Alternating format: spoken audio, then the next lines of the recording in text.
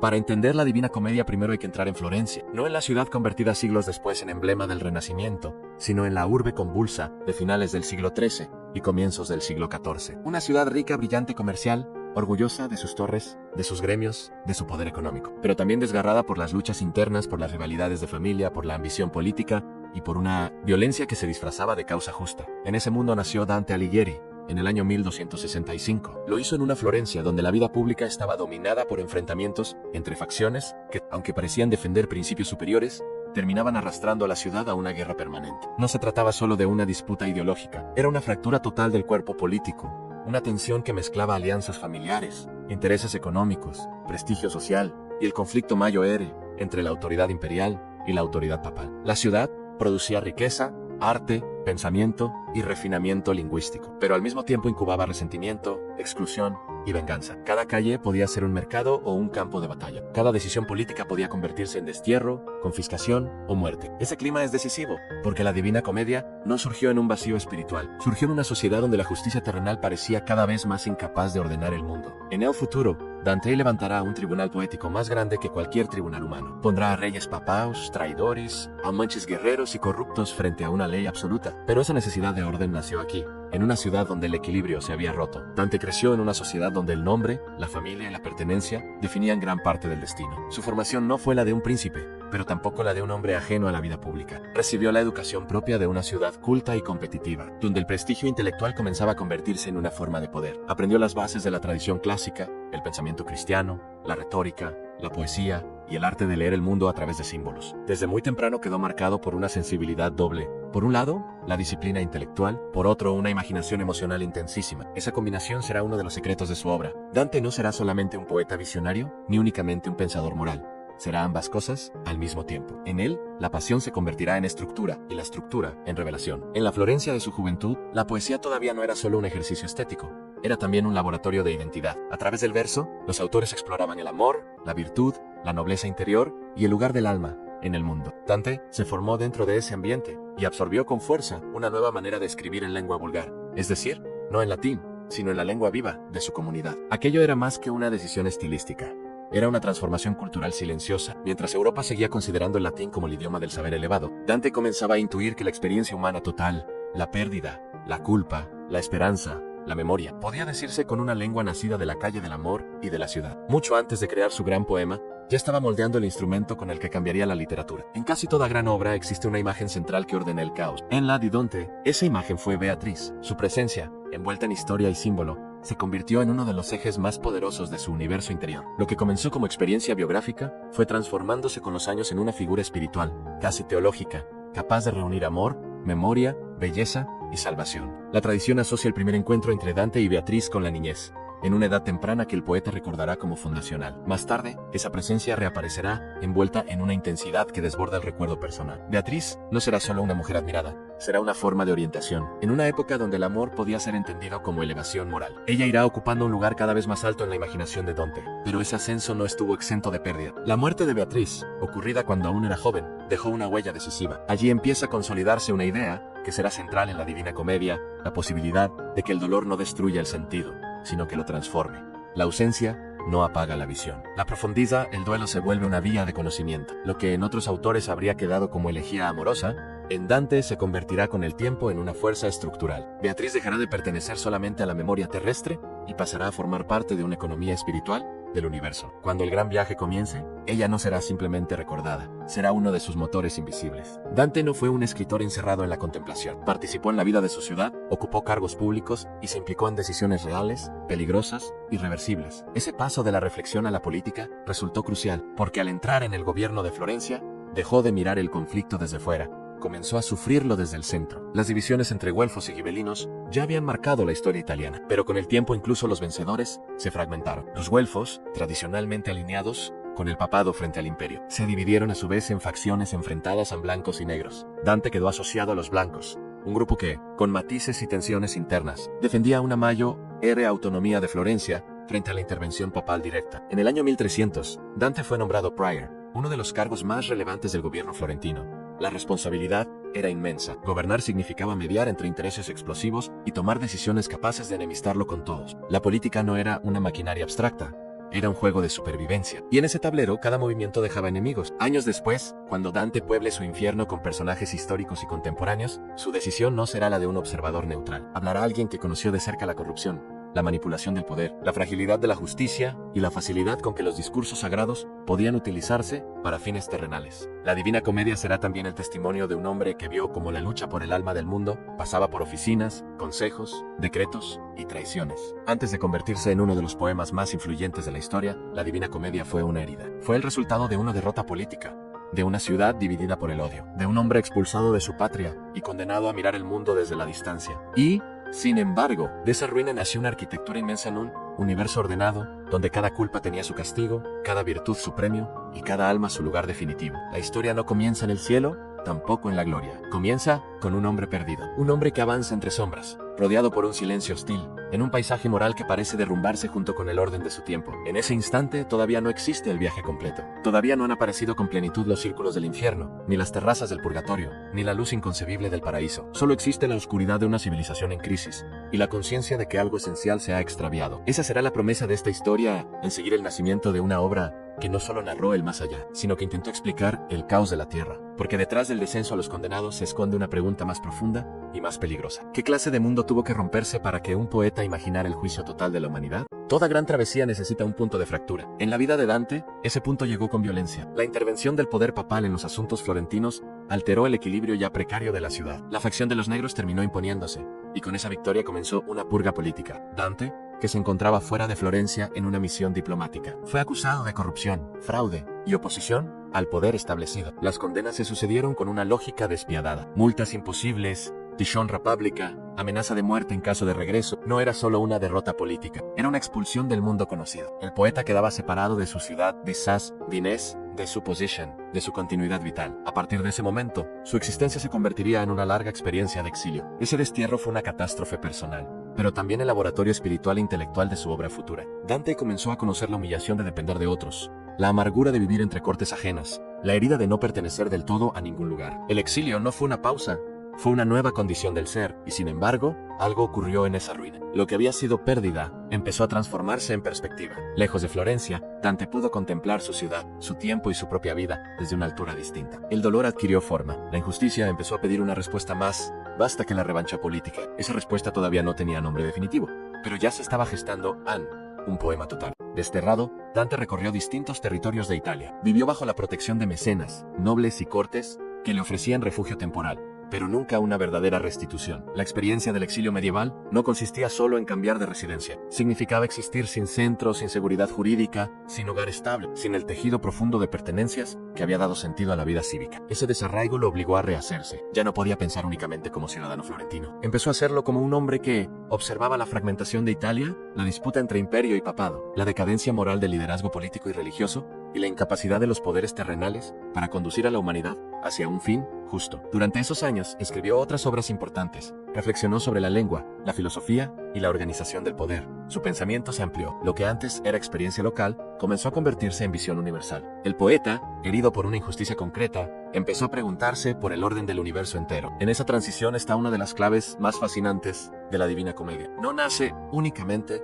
del deseo de contar un viaje místico. Nace de la necesidad de reconciliar biografía e historia, de fundir experiencia personal y destino colectivo. Dante necesitaba entender por qué el mundo visible estaba tan roto. Y para responder esa pregunta, tendría que imaginar un mundo invisible, donde todo, finalmente, encajara. En algún punto del exilio, la herida se convirtió en proyecto. Dante comenzó a construir algo desmesurado, una travesía por el más allá, que no sería simple fantasía religiosa, sino una síntesis colosal de teología, política, filosofía, memoria personal y juicio histórico. Su ambición no consistía en describir el infierno como espectáculo, sino en revelar la lógica moral del cosmos. Cada pecado debía corresponder a una forma de desorden. Cada castigo debía expresar la verdad interna de una vida mal orientada. Cada grado de purificación debía ser comprensible como proceso de restauración. Cada nivel de gloria debía acercarse a una luz superior difícil de concebir con palabras humanas. La imaginación de Dante no era caótica, era arquitectónica.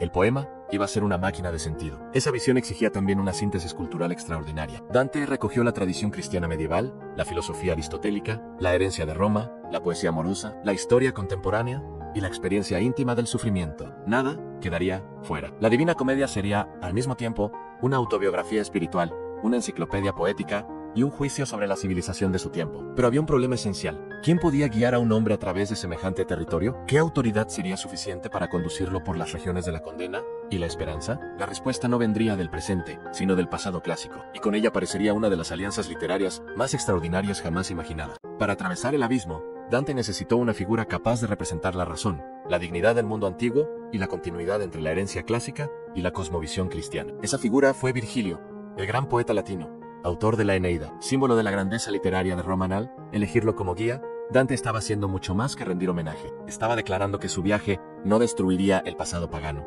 sino que lo integraría dentro de una nueva visión de la historia. Virgilio encarnaba la inteligencia humana en su forma más alta, la nobleza de la palabra, la capacidad de orientarse entre ruina. Su presencia convertía al poema en un puente entre dos edades. Con él, la tradición antigua entraba en el corazón del relato cristiano sin desaparecer. Era una operación cultural de enorme audacia. Pero incluso, esa lección contenía un límite trágico. Virgilio podía guiar, explicar, proteger y enseñar. Podía conducir al poeta a través del horror y del castigo, pero no podía llevarlo hasta el final absoluto. Su sabiduría tenía frontera. Su razón, por elevada que fuera, no bastaba por sí sola para alcanzar la visión suprema. Desde el inicio, el poema quedaba atravesado por una tensión decisiva entre razón y revelación, entre grandeza humana y gracia trascendente. Con esa estructura, la Divina Comedia empezaba a elevarse por encima de cualquier relato lineal. Ya no era solamente la historia de un alma, era el escenario donde se iban a enfrentar las preguntas más profundas de la cultura medieval: ¿qué puede conocer la razón? ¿Qué necesita la fe? ¿Cómo se juzga una vida? Y si el sufrimiento puede conducir a la verdad, entonces la imagen fundacional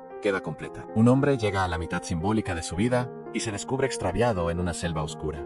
No es solo una crisis individual, es el retrato espiritual de una época entera. La selva representa el pecado, la confusión, la pérdida de orientación moral, pero también el colapso de un orden histórico, donde los poderes que debían guiar a la humanidad parecen haberse corrompido o debilitado. El viaje que está a punto de comenzar será una respuesta a esa desorientación. Dante no descenderá al infierno por curiosidad, bajará para ver el rostro verdadero del mal, para reconocer sus formas, su lógica, su degradación. Solo después podrá aspirar a la purificación y, finalmente, a la visión de la armonía suprema. Antes de la luz, tendrá que contemplar la sombra en todas sus máscaras. Ahí reside la fuerza de este comienzo. La obra no promete consuelo inmediato, promete conocimiento, y lo hace con una dureza casi implacable. El poeta deberá mirar a los condenados, reconocer en ellos errores ajenos y propios, y atravesar un reino donde el dolor no redime, sino que fija para siempre la verdad moral de cada acto. Pero justo cuando el umbral parece abrirse y el descenso está a punto de empezar, la historia revela su misterio más importante. Este viaje no ha sido iniciado solo por la voluntad de un hombre perdido. Desde una esfera más alta, fuerzas invisibles ya se han puesto en movimiento. Alguien ha mirado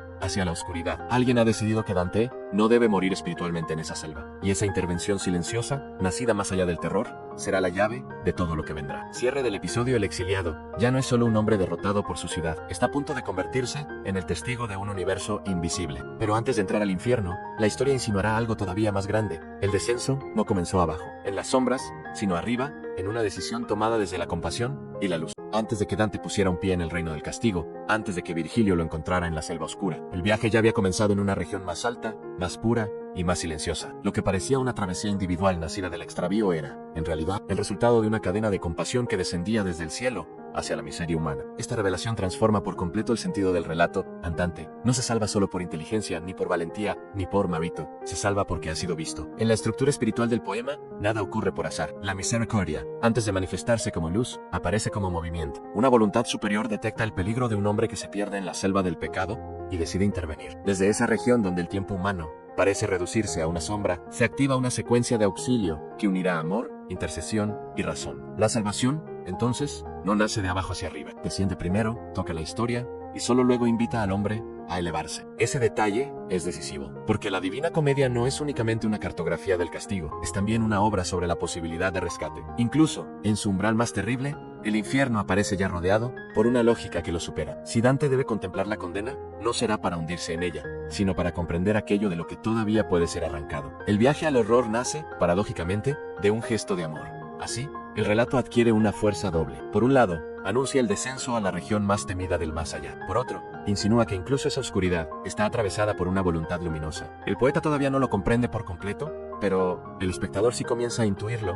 Alguien ha movido las piezas del destino para que este hombre, expulsado de su ciudad y roto por el exilio, no desaparezca dentro de la noche interior. La figura de Beatriz que en la vida de Dante había sido memoria, pérdida y elevación amorosa, adquiere ahora una dimensión superior. Ya no pertenece solo al pasado del poeta, ni a la nostalgia de una juventud idealizada. En la lógica de la Divina Comedia, Beatriz aparece como mediación entre lo humano y lo divino, como una presencia que ha dejado atrás las limitaciones de la historia terrenal y se ha integrado en un orden más alto de verdad. Su papel es central, porque transforma el amor en fuerza de salvación. Lo que comenzó como experiencia íntima se vuelve energía cósmica. Beatriz no desciende como figura sentimental, sino como una autoridad espiritual capaz de conmover el universo para rescatar a quien se extravía. Dante está diciendo algo radical, que el amor verdadero purificado de posesión y de deseo inmediato puede convertirse en vehículo de conocimiento y de redención. Esta operación poética tiene una profundidad inmensa. Beatriz no anula la fe ni sustituye a la gracia, pero sí la encarna de un modo cercano, humano, reconocible. Gracias a ella, el poema evita convertirse en una abstracción teológica. La salvación tiene rostro, memoria y afecto. Tiene historia transformada en sentido y sin embargo, su grandeza se percibe aún más por contraste. Porque mientras Beatriz actúa desde la claridad, Dante sigue al borde del derrumbe. Él todavía tiembla, duda y teme. La distancia entre el hombre caído y la figura que intercede por él vuelve más dramático el comienzo del viaje. La pregunta ya no es solo si logrará atravesar el infierno, sino si será capaz de estar a la altura del auxilio que ha recibido. Beatriz no desciende hasta la selva para guiar directamente al poeta en esta primera etapa. En cambio, encarga la misión a Virgilio. Ese gesto define la economía simbólica del poema. La razón, representada por el poeta latino, será la primera fuerza que saque al hombre de la confusión. Antes de acceder a las alturas de la revelación, Dante deberá aprender a caminar, a mirar, a distinguir, a soportar la verdad. Y para eso necesita una inteligencia firme, serena y antigua. Virgilio recibe el encargo como quien asume una tarea digna y terrible. Tendrá que acompañar a un alma viva por territorios destinados a los muertos. Tendrá que sostenerla cuando el miedo la paralice, corregir sus reacciones, interpretar escenas atroces y enseñar una lección permanente, que el orden moral del universo no puede juzgarse con sentimentalismo inmediato. El infierno no será un teatro del espanto gratuito. Será la manifestación irreversible de decisiones humanas llevadas hasta su verdad final. En esta alianza se juega una de las grandes innovaciones de Dante. El maestro pagano, nacido fuera de la fe cristiana, se convierte en guía legítimo dentro de un poema cristiano. La herencia clásica no es expulsada. La cultura antigua, lejos de ser despreciada, aparece como preparación, como dignidad intelectual, como una forma noble de luz que, aunque incompleta, sigue siendo indispensable. Eso vuelve más complejo y más poderoso el relato. Dante no está escribiendo solo una visión devocional, está organizando un encuentro entre tradiciones, una síntesis monumental entre Roma y el cristianismo medieval, entre razón y fe, entre poesía y teología. Y esa síntesis comienza con una misión al sacar al hombre de la selva y llevarlo a contemplar el abismo. Cuando Dante y Virgilio llegan finalmente ante la puerta del infierno, el viaje abandona toda ambigüedad. Ya no hay selva, ni alegoría inicial, ni vacilación puramente interior. Ahora hay arquitectura ana y piedra. Hay una entrada real en el paisaje del más allá. Y sobre ella se alza una inscripción aterradora que resume la esencia del reino al que están a punto de entrar. La justicia divina ha construido ese lugar. La sabiduría lo ha ordenado, el poder lo ha levantado, y quien cruce ese umbral debe abandonar toda esperanza. Ese momento es uno de los más célebres y devastadores de la literatura universal, porque rompe con cualquier expectativa consoladora. El infierno de Dante no es un espacio de prueba temporal, no es un purgatorio anticipado, ni una pedagogía del sufrimiento. Es el lugar de la fijación definitiva. Allí ya no se cambia, allí ya no se repara. Allí el acto humano queda unido para siempre a su consecuencia moral. La fuerza de la escena proviene también de su frialdad. No hay caos infernal en el sentido vulgar. No hay arbitrariedad. Hay orden. El castigo no aparece como explosión de ira, sino como cumplimiento de una ley inscrita en la estructura misma del universo. Dante, que había vivido en una ciudad donde la justicia humana se pervertía entre facciones y manipulaciones, imagina aquí una justicia absoluta, incorruptible, imposible de sobornar. Al pie de esa puerta, el poeta vacila, no por cobardía simple, sino porque entiende que ha llegado a un lugar donde la condición humana se mostrará sin disfraces. Cada máscara social caerá, cada autoengaño será desmentido, y él, que ha venido buscando sentido, tendrá primero que mirar aquello que el mundo prefiere no ver en el rostro final de la culpa. Pero antes de los grandes pecadores, antes de los nombres ilustres caídos en el escándalo eterno, Dante contempla una categoría todavía más perturbadora: a los indiferentes. Son las almas que no eligieron el bien con valentía ni el mal con firmeza, las que vivieron sin compromiso moral, sin coraje, sin verdadera dirección. No merecen siquiera entrar de lleno en el infierno profundo, porque su vida fue tan vacía de sustancia ética que ni el mismo mal los reclama con honor. Esta escena revela una clave moral tremenda. Para Dante, el gran fracaso humano no es solo cometer errores terribles, sino renunciar a la responsabilidad de tomar partido por la verdad. La tibieza moral, la existencia arrastrada por conveniencia, miedo o cobardía, aparece como una degradación del alma. No hay grandeza ni siquiera en su caída, en solo esterilidad. Las imágenes son brutales. Estas almas corren sin descanso tras una enseña vacía, perseguidas por insectos que las hieren, mezcladas con sangre y lágrima. Todo en ellas expresa la nulidad de una vida sin propósito. En un poema donde cada castigo simboliza la verdad interna del pecado. Los indiferentes reciben una condena que encarna su propia falta de centro, persiguen eternamente lo que nunca significó nada. La elección de comenzar por ellos no es casual. Dante no abre el infierno con la espectacularidad del crimen, sino con la miseria espiritual de quienes nunca quisieron asumir el peso moral de existir. Es una advertencia feroz para cualquier época. La neutralidad frente al bien y al mal no aparece como prudencia, sino como fracaso del alma. Y apenas cruzado el umbral, el poema ya está lanzando su primera acusación universal. Después del umbral y de los indiferentes, la visión se vuelve más antigua, más arcaica, casi primordial. Aparece el río que separa el mundo de los vivos del reino de la condena, y con él surge Caronte, el barquero infernal, heredado de la mitología clásica. De nuevo Dante une tradiciones con una libertad asombrosa. El imaginario pagano no desaparece, sino que es absorbido y reorganizado dentro del universo cristiano. Caronte no es aquí un simple eco literario de la antigüedad, es un agente del orden infernal, una figura terrible que conduce a las almas hacia su destino irrevocable. En la horrila, los condenados se agolpan como hojas arrastradas por el viento otoñal. Han perdido nombre, rango, privilegio, defensa. Ya no son ciudadanos, jueces, comerciantes, nobles o clérigos. Son almas convocadas por la justicia del más allá. Dante contempla a esa multitud con una mezcla de terror y fascinación. Está viendo el final de todas las jerarquías humanas. Lo que en la tierra parecía imponente se vuelve irrelevante frente al juicio eterno. Y en ese espectáculo descubre también una verdad amarga. Incluso, quienes llegan aterrados al río terminan deseando cruzarlo, porque la justicia que los atrae ya ha pronunciado sentencia sobre ellos. El alma misma se inclina hacia el lugar que corresponde a su verdad. La escena se cierra con un estremecimiento de la tierra, una conmoción casi cósmica, y Dante cae como vencido por el espanto. El viaje necesita ese derrumbe. Para seguir avanzando, el poeta tendrá primero que ser despojado de la seguridad con que un vivo mira a los muertos. Solo cayendo podrá despertar verdaderamente dentro del infierno. Cuando Dante recupera la conciencia, ya ha cruzado al primer círculo verdadero del infierno, el limbo. Y aquí el poema realiza uno de sus movimientos más complejos y conmovedores. Este no es todavía el reino de los tormentos violentos. Es una región de tristeza digna, sin gritos atroces ni castigos corporales desmesurados. Allí habitan las almas virtuosas que no conocieron la revelación cristiana o murieron sin bautismo, hombres y mujeres de gran excelencia moral, intelectual y heroica, privados. Sin embargo, de la visión de Dios en la escena está cargada de una melancolía singular. Dante encuentra aquí a grandes figuras de la antigüedad, poetos, filósofos, pensadores, héroes. Entre ellos se cuenta el propio Virgilio. No están condenados por vicio personal grotesco, sino por una falta que no nace de la maldad, sino del límite histórico. Y sin embargo, ese límite basta para excluirlos de la plenitud. El problema que la escena plantea es inmenso. ¿Qué lugar tienen la sabiduría, la virtud natural y la grandeza humana fuera de la fe? Dante no responde con desprecio, responde con reverencia y dolor.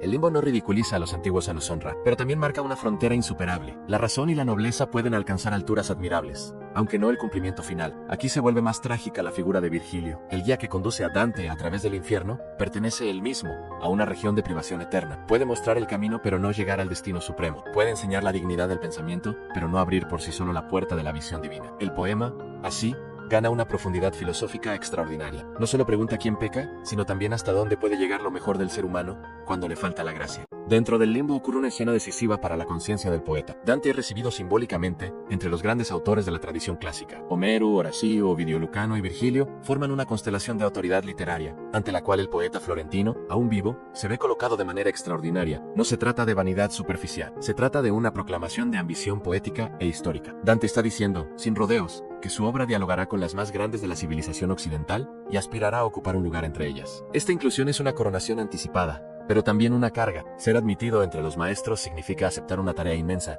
No escribir un poema menor, no ofrecer una visión parcial, sino intentar una síntesis capaz de recoger el legado antiguo y transformarlo en algo nuevo. La escena funciona entonces en dos niveles. En el interior del relato es un momento de honra y legitimación. En el plano metapoético es una declaración de programa. La Divina Comedia nace sabiendo que quiere medirse con los gigantes. Quiere ser memoria de una época, juicio del presente, visión del más allá y obra maestra de la lengua. Y eso explica otra de sus revoluciones silenciosas. Dante no elegirá el latín para su poema Mayo, Ere. Lo escribirá en lengua vulgar italiana, elevando esa lengua al rango de instrumento capaz de contener filosofía, teología, historia y sublime belleza. La decisión no es técnica, es civilizatoria. Al entrar entre los clásicos, Dante no abandona su mundo, lo lleva consigo, convierte su idioma vivo en heredero de Roma. Sin embargo, el limbo no es un lugar para permanecer. Su serenidad triste funciona como pausa antes de una caída más concreta en la lógica del pecado. Hasta aquí, Dante ha visto el umbral, la nulidad moral de los indiferentes, el tránsito de los condenados y la nobleza dolorosa de los virtuosos sin revelación. Pero el infierno profundo todavía no ha mostrado su verdadera estructura punitiva. Aún no se han desplegado los círculos donde cada pasión desviada adopta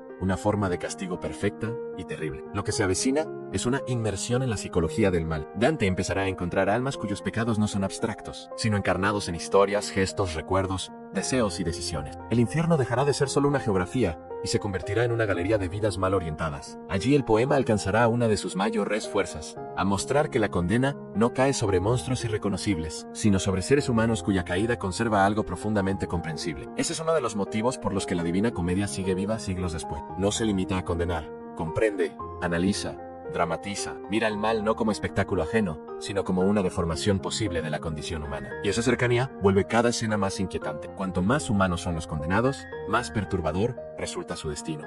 Virgilio avanza, Dante lo sigue, y el aire comienza a cambiar. Después de la noble tristeza del limbo, se acerca a una región donde el deseo ya no será recordado con serenidad, sino azotado por su propia tormenta. El infierno está a punto de mostrar uno de sus rostros más célebres y más dolorosos. A las puertas del siguiente círculo, el viaje cambia de tono. Lo que antes era reflexión, umbral o melancolía, se convierte en violencia atmosférica. El aire se agita. La oscuridad adquiere movimiento, y el castigo empieza a reflejar con precisión el desorden interior de las almas. Dante está a punto de entrar en el círculo de los lujuriosos, donde el deseo que en vida arrastró a los condenados sin medida se transforma en tormenta eterna. Es aquí donde el poema mostrará uno de sus rasgos más inquietantes, la capacidad de unir juicio moral y compasión humana sin resolver del todo la tensión entre ambos. Dante condena, pero también escucha. Castiga, pero también llora. La grandeza de la Divina Comedia nace en parte de esa incomodidad. El poeta no contempla el mal desde una frialdad mecánica. Siente el peso emocional de las historias que encuentra, incluso cuando acepta la justicia de su castigo. Ese conflicto interior hará del siguiente episodio uno de los más memorables del infierno, porque entre las almas arrastradas por la tormenta aparecerán figuras cuya tragedia amorosa resonará con una fuerza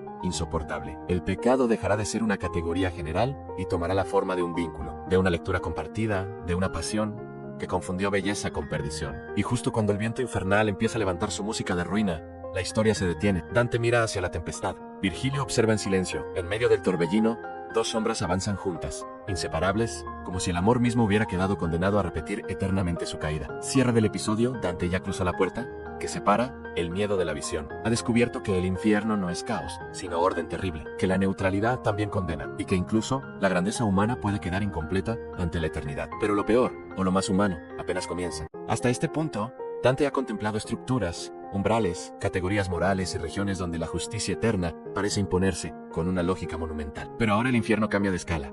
Ya no se presenta solo como sistema. Empieza a hablar con voces, con recuerdos, con vidas concretas. El horror deja de ser abstracto y se vuelve íntimo. El poeta ya no verá simplemente lo que el pecado merece, verá a quienes lo encarnaron. Ese giro es decisivo para la potencia emocional de la Divina Comedia, porque la obra no quiere que el espectador observe el mal como si perteneciera a criaturas radicalmente extrañas. Quiere mostrar que la condena alcanza a seres cuyas pasiones, errores y deseos siguen siendo comprensibles para cualquier ser humano. El infierno, en ese sentido, no se vuelve más lejano cuanto más desciende. Se vuelve más cercano, más reconocible, más doloroso. La región que ahora se abre ante Dante está dominada por el movimiento incesante del deseo sin gobierno. Allí no hay reposo en Amberhay Centro.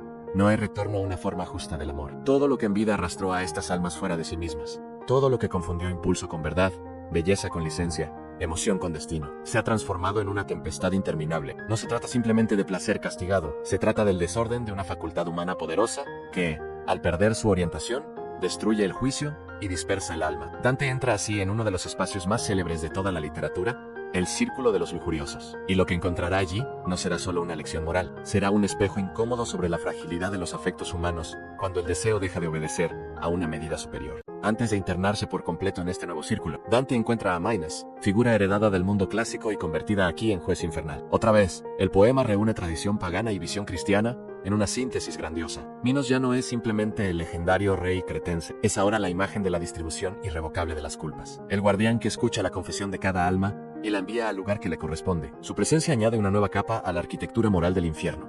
Nada es arbitrario, nada se decide por capricho. La condena no cae como accidente ni como espectáculo de terror improvisado. Cada alma desciende al círculo cuya naturaleza expresa con mayor exactitud la verdad de su pecado. El castigo es, en cierto modo, una revelación nace visible, lo que la vida terrenal había dejado confuso o disimulado. Maynes aparece como una figura monstruosa y solemne, mezcla de bestialidad y función judicial. En él, Dante parece decir que el juicio final de las pasiones degradadas no puede presentarse bajo formas completamente humanas. Hay algo terrible en la administración de la justicia eterna cuando se aplica a la carne caída, y esa terribilidad necesita un rostro que combine autoridad y espanto. El poeta se detiene ante esta visión no solo por miedo, sino porque comprende cada vez mejor dónde se encuentra. Ha dejado atrás la tristeza del limbo.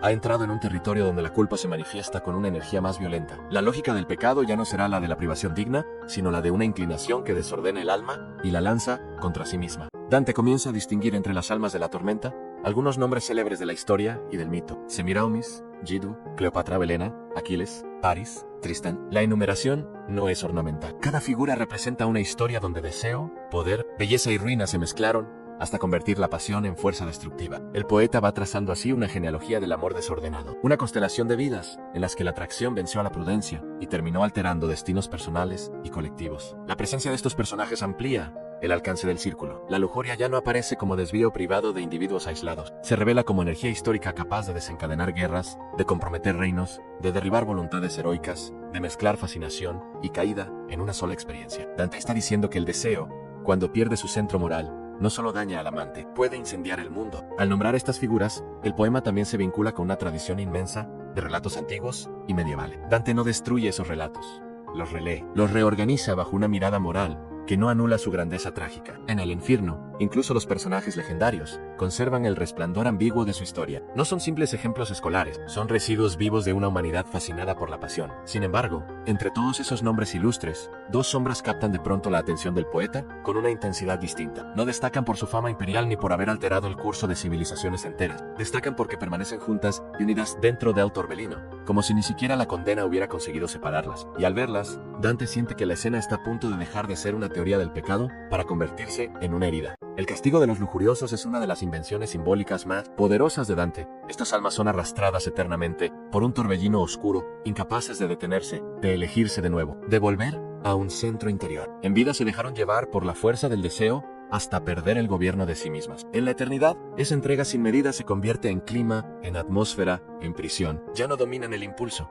son dominadas por el para siempre. La imagen es de una eficacia extraordinaria. Dante no necesita describir instrumentos de tortura complejos ni castigos corporales minuciosos. Basta el viento. Basta ese movimiento perpetuo que convierte el deseo en intemperie, el afecto desordenado en pérdida de dirección, la pasión sin ley en ausencia de reposo. Todo el círculo expresa una verdad central, aun cuando el amor se separa de su orientación justa. Deja de elevar y comienza a dispersar. Pero el poeta no contempla esta escena con frialdad doctrinal. Se siente profundamente afectado por ella. El torbellino no solo castiga, también conmueve. Entre los cuerpos que giran sin descanso, hay algo trágico, casi bello, en su dolor. Porque lo que se ha corrompido aquí no es una pulsión ajena a lo humano, sino una de sus energías más intensas y ambivalentes. Amar es una posibilidad de ascenso, pero también puede convertirse en una forma de ruina si pierde su medida moral. En esta tensión reside la grandeza del episodio andante. No simplifica, no reduce la lujuria a caricatura, la muestra como desviación de una potencia real del alma. Por eso el círculo no produce solo rechazo, produce también piedad, inquietud, una forma de compasión que volverá más difícil aceptar sin temblor la exactitud del castigo. Entre la masa arremolinada de los condenados, Dante distingue a dos almas que avanzan juntas, llevadas por el mismo viento, ligadas por una intimidad que persiste más allá de la muerte. Esa imagen concentra de inmediato toda la ambivalencia del episodio. Lo que se ve desde lejos podría parecer casi tierno: dos seres unidos, inseparables, reconocibles uno por el otro, incluso en medio del castigo. Pero justamente ahí reside la tragedia. Su unión no es premio, es la forma eterna de su caída. Dante, conmovido, pide poder hablar con ella, y la tempestad, por un instante, parece ceder lo suficiente para permitir el encuentro. En ese gesto hay algo revelador. El poeta no quiere limitarse a registrar la condena, quiere escucharla desde dentro, entender cómo una pasión humana llegó a volverse materia infernal. El infierno, de pronto, ya no será solo contemplado, será narrado por quienes lo habitan. Las dos figuras son Paolo y Francesca, personajes históricos del mundo italiano medieval, convertidos por el poema en una de las parejas más inolvidables de la literatura universal. Su caso reúne amor, política, familiar, matrimonio forzado, deseo, lectura compartida y muerte violenta. En ellos, el pecado aparece inseparable de un contexto humano extremadamente reconocible. No son seres monstruosos, son personas atrapadas por una combinación fatal de emoción, circunstancia y debilidad. Con la llegada de Paolo y Francesca, Dante lleva el infierno al terreno de lo íntimo. Ya no se trata solo de la gran historia de reyes y heroínas legendarias, se trata de una escena privada, casi doméstica, donde el amor nace entre páginas leídas y miradas compartidas. Y precisamente por eso su efecto será devastador. Cuando Francesca comienza a hablar, la Divina Comedia alcanza una de sus cimas de delicadeza y dolor. Su relato no suena como una confesión brutal, ni como una defensa jurídica, suena como una elegía. Describe cómo el amor se apoderó de ella y de Paolo, cómo ambos fueron conducidos hacia una pasión que terminó arrastrándolos a la muerte. Su lenguaje tiene una dulzura casi insoportable, y esa dulzura es precisamente lo que vuelve más inquietante la escena. Francesca no se presenta como un ser entregado a la perversión vulgar, se presenta como alguien vencido por una fuerza que asocia amor, belleza y destino. Habla del poder del amor para prender en el corazón noble, de la imposibilidad de olvidar a quien fue amado, de la violencia con que el deseo puede apoderarse del alma cuando encuentra terreno propicio. Todo en su discurso está construido para despertar compasión. Y lo logra andante, escucha y tiembla. El lector escucha y tiembla, porque Francesca convierte el pecado en relato sensible, en melodía del sufrimiento, en memoria de una pasión que todavía conserva encanto, incluso dentro del castigo. Aquí aparece uno de los riesgos más fascinantes del poema. El mal puede hablar en un lenguaje hermoso. La condena puede presentarse envuelta en una estética de la ternura. El error puede volverse seductor al narrarse. Por eso este episodio es tan complejo moralmente. Dante no niega la culpa de Francesca, pero tampoco le arrebata su humanidad. La deja hablar con toda la fuerza emotiva de su versión. Wilde obliga al espectador a enfrentarse a una pregunta incómoda. ¿Qué ocurre cuando el corazón se inclina a compadecer aquello que la justicia condena? El punto más célebre del relato de Francesca llega cuando revela el momento preciso en que la pasión dejó de ser posibilidad y se convirtió en acto. Ella y Paolo leían juntos la historia de Lanzarote y Ginebra, otro amor marcado por la transgresión y el deseo. A medida que avanzaban en la lectura, ambos fueron reconociendo en el texto una imagen de sí mismos todavía no pronunciada. El libro no creó el deseo, pero le dio forma, lenguaje, permiso imaginario. Entonces, ocurrió el instante fatal. Al llegar al pasaje del beso entre los amantes literarios, Paolo besó a Francesca. Desde ese momento, dice ella, ya no siguieron leyendo. La escena concentra una idea potentísima sobre la literatura misma. A los relatos no son inocentes. No porque corrompan mecánicamente, sino porque pueden despertar zonas latentes del alma, ofrecer modelos, intensificar emociones y convertir la imaginación en acción. Dante, poeta y lector total, sabe muy bien lo que implica esta escena. Está introduciendo dentro de su obra una reflexión vertiginosa sobre el poder de la palabra escrita. Un libro puede educar, elevar, guiar hacia la verdad, pero también puede servir como mediador de una caída, cuando el lector busca en él no sabiduría, sino legitimación de un deseo ya inclinado al desorden. La literatura parece así como fuerza ambivalente, capaz de salvar o perder. Ese detalle vuelve el episodio todavía más perturbador. La historia de Paolo y Francesca no nace en un bosque ni en un campo de batalla, sino en un acto de lectura compartida. La cultura, lejos de ser simple protección contra la caída, puede convertirse en su vehículo. Y para un poema que aspira a orientar moralmente a la humanidad, esa conciencia es tan profunda como peligrosa. A medida que escucha a Francesca, Dante no responde como juez imperturbable. Responde como hombre herido por la belleza triste de lo que oye. El episodio demuestra que el poeta no está blindado contra la seducción emocional del pecado cuando éste se presenta unido al amor, al sufrimiento y a la desgracia. Su reacción no es de fría aprobación doctrinal, es de compasión intensa, casi desbordante. Esa compasión ha sido uno de los puntos más discutidos e influyentes del canto. ¿Está Dante equivocándose al dejarse conmover? ¿Está mostrando una debilidad moral que aún debe corregir a lo largo del viaje? ¿O está revelando que incluso cuando la justicia es correcta, el dolor humano conserva un poder legítimo para estremecer? El poema no resuelve con facilidad estas preguntas. Las deja abiertas, y en esa apertura reside parte de su grandeza. La caída final del poeta al término de la escena, vencido por la emoción, expresa que el infierno no puede conocerse solo con ideas, tiene que atravesar la sensibilidad. Dante ha entendido algo esencial: el pecado no siempre se presenta con rostro repulsivo. A veces llega envuelto en ternura, en arte, en pasión compartida, en lenguaje hermoso, y precisamente por eso resulta tan peligroso. Con Paolo y Francesca, el infierno se vuelve inolvidable,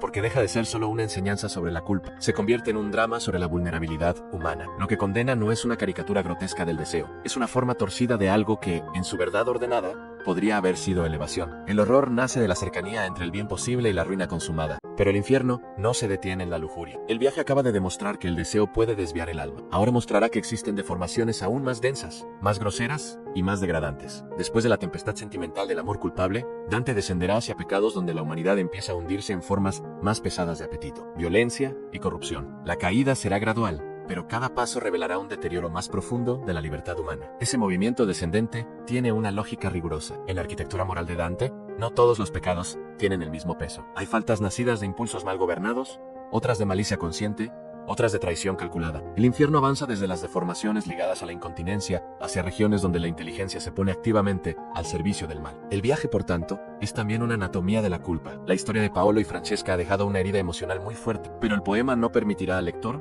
refugiarse en esa melancolía. obligará a seguir bajando, a dejar atrás el pecado todavía embellecido por la pasión, para entrar en zonas donde el cuerpo, el apetito y la voluntad corrompida revelan aspectos menos nobles, más brutales, de la caída humana. Así, el episodio amoroso funciona también como transición. Es el último gran momento del infierno alto, donde la condena conserva cierta cercanía con experiencias humanas elevadas o refinadas. Lo que viene después irá despojando progresivamente al pecado de su encanto. Lo mostrará cada vez más desnudo, más pegado a la animalidad y a la destrucción. Cuando el torbellino queda atrás, no desaparece del todo. Permanece como eco en la conciencia del poeta y en la memoria del espectador. Ese beso nacido sobre un libro, esa pasión que confundió reflejo literario con licencia moral, esa unión preservada incluso en el castigo, siguen vibrando como una advertencia y como una pena. El infierno de Dante ha demostrado que la culpa no anula la belleza de ciertos gestos humanos, la pervierte, la fija, la condena a una eternidad sin cumplimiento verdadero. En esa complejidad reside una de las razones por las que la Divina Comedia transformó la literatura. Dante no separó radicalmente moralidad y psicología, justicia y emoción, juicio y compasión. Las obligó a convivir. Las puso a chocar dentro del mismo episodio. El resultado fue un arte capaz de enseñar y herir al mismo tiempo. Pero el viaje no puede detenerse en esta mezcla de ternura y espanto. Más abajo, el infierno se volverá más físico, más denso, más repugnante. Ya no dominará el viento de la pasión, sino el peso del exceso, del fango y del hambre insaciable. El alma humana comenzará a revelarse no solo como criatura capaz de amar mal, sino también como ser que puede degradarse hasta confundirse con sus apetitos más bajos. Y así,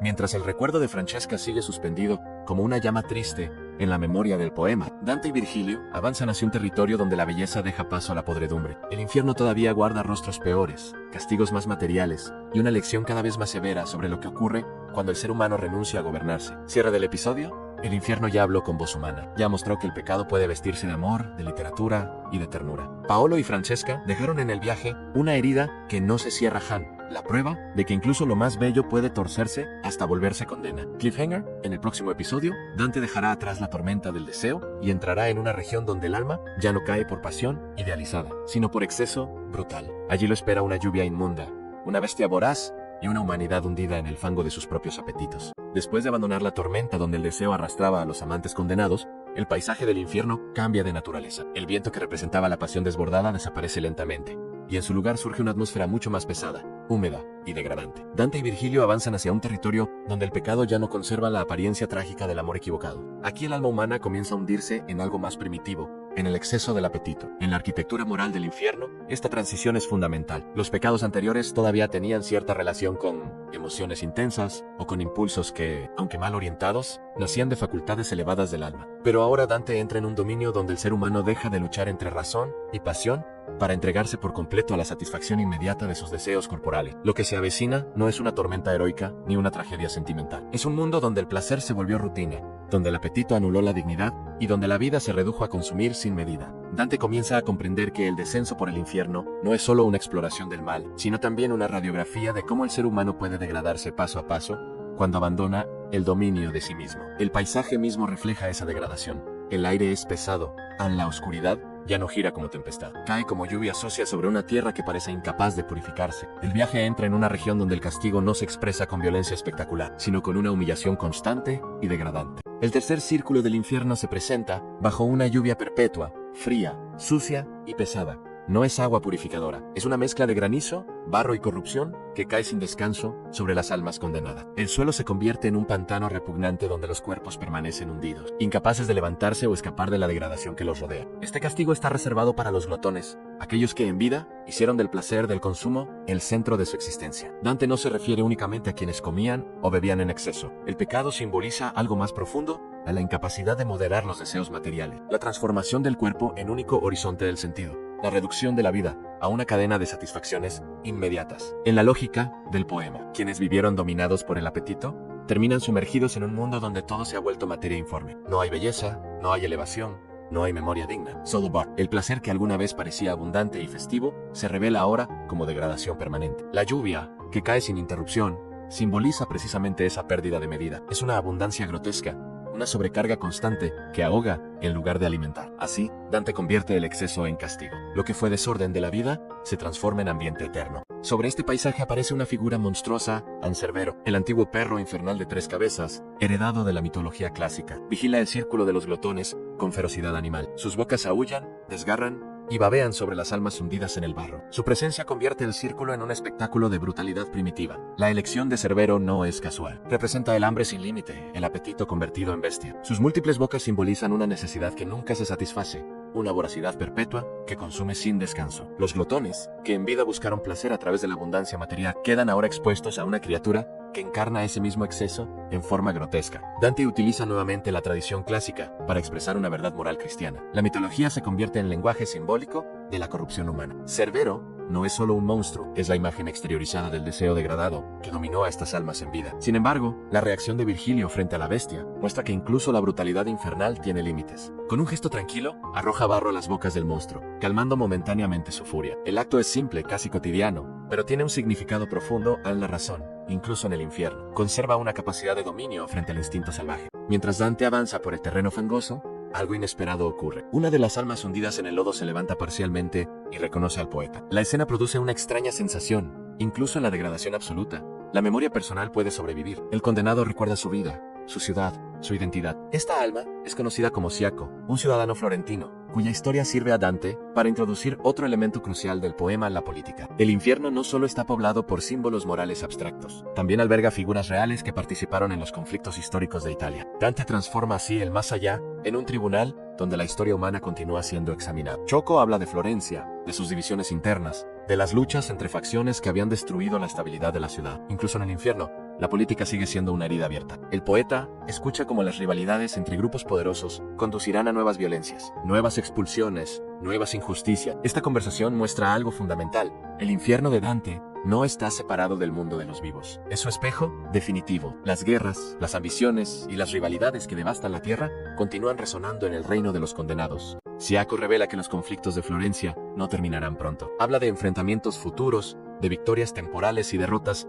inevitables entre las facciones rivales que dominan la ciudad. Sus palabras tienen un tono fatalista. El orgullo, la envidia y la ambición seguirán alimentando la violencia política. Para Dante, escuchar estas profecías dentro del infierno es especialmente doloroso. Florencia no es solo un escenario histórico, es su hogar perdido, la ciudad que lo expulsó y lo condenó al exilio. Cada referencia a sus conflictos revive una herida personal que atraviesa todo el poema, pero también revela algo más profundo en la incapacidad de las comunidades humanas para aprender de sus errores. Incluso cuando el sufrimiento es evidente, las ciudades repiten los mismos patrones de rivalidad y destrucción. El infierno no solo castiga pecados individuales, también refleja las enfermedades morales de la vida colectiva. Dante entiende entonces que su viaje tiene una dimensión política, además de espiritual. La obra que está construyendo no será solo una visión del más allá, será también una crítica feroz del mundo que dejó atrás. Después de hablar con Siaco, Dante experimenta una sensación inquietante. El infierno no solo conserva los pecados de los condenados, también conserva su conciencia. Estas almas recuerdan quiénes fueron, qué hicieron, cómo vivieron. La memoria se convierte en parte del castigo. No hay olvido que alivie la culpa.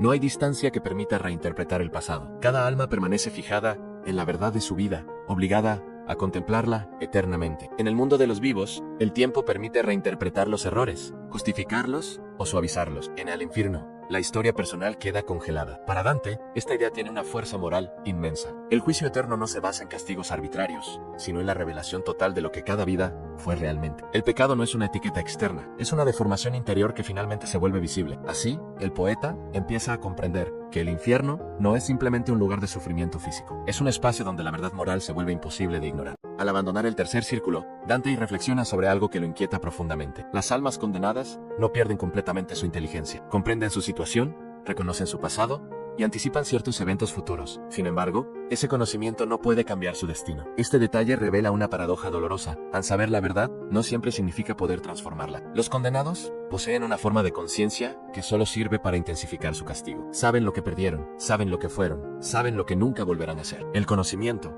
que en la vida puede conducir a la libertad, en el infierno se convierte en una carga. Dante observa esta situación con mezcla de horror y reflexión. El castigo eterno no es solo dolor físico, es también una lucidez irreversible. El camino continúa hacia círculos cada vez más profundos. La degradación del cuerpo y del deseo ha sido expuesta, pero el infierno todavía guarda regiones más complejas y peligrosas. Allí no dominarán los impulsos incontrolados, sino algo aún más inquietante: la malicia consciente. Dante se dirige hacia territorios donde el pecado ya no nace solo del exceso o del deseo, sino de decisiones deliberadas que dañan a otros seres humanos. El infierno inferior será un estudio de la violencia, el fraude y la traición. La estructura moral del viaje se vuelve cada vez más clara. A medida que el poeta desciende, el pecado se vuelve más frío, más calculado, más destructivo. Mientras el descenso continúa, Dante empieza a comprender el verdadero propósito de su viaje. Cada círculo del infierno no es solo un castigo, es un espejo que revela algo sobre la naturaleza humana. Los pecados no aparecen como monstruos ajenos, sino como deformaciones posibles de las mismas facultades que hacen grande al ser humano. El deseo puede convertirse en lujuria, el apetito puede transformarse en glotonería, la inteligencia puede degenerar en fraude. Así, el infierno no es simplemente un lugar distante, es una advertencia sobre el destino de las virtudes cuando se separan de su orientación moral. Al final del cuarto episodio, Dante se encuentra al borde de una nueva frontera dentro del infierno. Hasta ahora ha visto pecados nacidos del deseo descontrolado y del exceso corporal, pero más abajo comienza un territorio donde el mal adopta formas más frías y deliberadas. Allí aparecerán figuras que no cayeron por debilidad, sino por elección consciente de dañar. La violencia, la avaricia y el fraude dominarán los círculos que siguen. El viaje apenas comienza a revelar su parte más oscura. Cierre del episodio. Dante ha visto cómo el deseo puede convertirse en tormenta y cómo el exceso puede hundir el alma en el barro. Pero el infierno todavía no ha mostrado su rostro más peligroso, en el mal que nace de la inteligencia humana cuando decide destruir. Cliffhanger. En el próximo episodio, Dante descenderá hacia círculos donde la avaricia, la violencia y el engaño revelarán que el pecado no solo degrada el cuerpo, también puede corromper la mente. Tras abandonar el círculo de la glotonería y el barro interminable bajo la lluvia corrupta, Dante y Virgilio continúan descendiendo hacia una región inquietante. El paisaje cambia, ya no domina el lodo, sino una atmósfera de peso, presión y esfuerzo inútil. Se revela la obsesión por la riqueza. Dante introduce un tema feroz en el dinero y la acumulación sin medida. La avaricia deforma la vida, encarcelando al hombre en aquello que desea controlar. El pecado no siempre surge de pasiones violentas. A veces nace de la prudencia económica y el deseo de prosperar cuando pierden su equilibrio moral. Aquí, la riqueza deja de ser una herramienta y se vuelve finalidad absoluta. Los condenados empujan pesos inmensos en un ciclo eterno de futilidad. Virgilio guía al poeta a través de este territorio donde el pecado es una enfermedad lenta del espíritu, una deformación del deseo de poder. Dante avanza comprendiendo que esta obsesión devora la libertad interior, transformando la seguridad en una prisión de piedra y sombras perpetuas. Cada paso hacia adelante es un recordatorio de cómo el alma puede quedar atrapada en la materia, olvidando su propósito divino por el brillo ilusorio. Finalmente,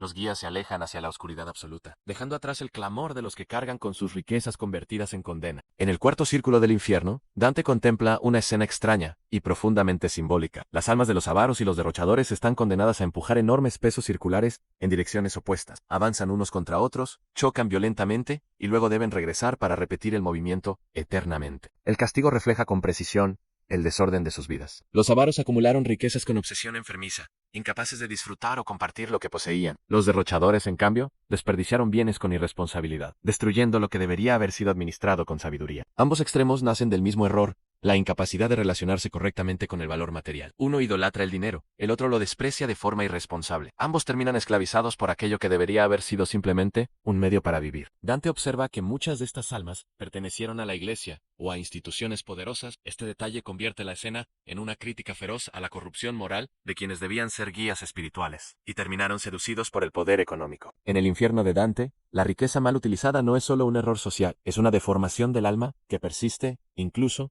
después de la muerte.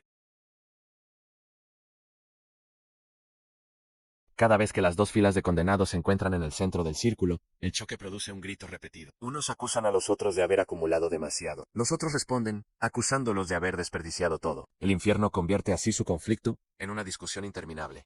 Este detalle es profundamente irónico. En vida, estos individuos debatieron, justificaron y defendieron su relación con la riqueza. En la eternidad, siguen repitiendo la misma acusación sin poder comprender que ambos extremos nacen del mismo error. El choque perpetuo revela algo esencial sobre el pecado humano. Muchas veces las personas que se oponen con mayor violencia comparten la misma deformación moral. La avaricia y el despilfarro son dos caras de una misma obsesión. Dante entiende entonces que el infierno no solo castiga acciones, también expone las contradicciones de la vida humana.